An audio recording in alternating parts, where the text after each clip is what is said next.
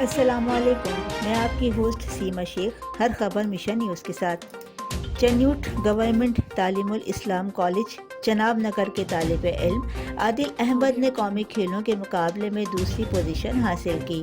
سال اول کے طالب علم شاذل احمد نے انٹر کالجیٹ فیصل آباد کی ورزشی مقابلہ جات میں گولڈ میڈل جیتا۔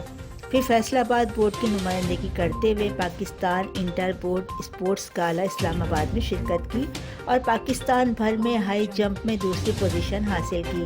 ڈاکٹر فہمیدہ مرزا، وزیر کھیل اور نوجوان امور نے شاذل احمد کو چاندی کا تمغہ اور تعریفی سند دی۔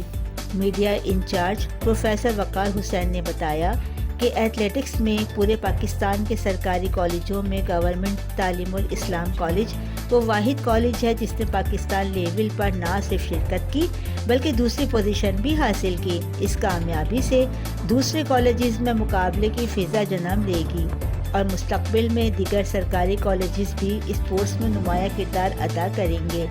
پرنسپل ضیاء الحسن شاہ نے میڈیا سے گفتگو میں بتایا کہ شاذل احمد کو کالج کلر دیا جائے گا اور chairman sports board professor Syed Qasim Ali Shah, secretary sports professor Asif Raza اور in charge health and physical education professor Muhammad Sufyan کی انتھک محنت کو سراہا، جس کی بدولت شاذل احمد قومی سطح کا اعزاز جیتنے میں کامیاب ہوا۔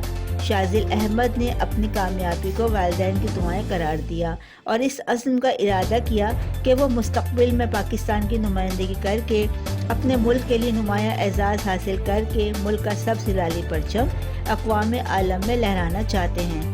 District bureau chief Malik Maqsood, Chinioti mission news HD Chiniot.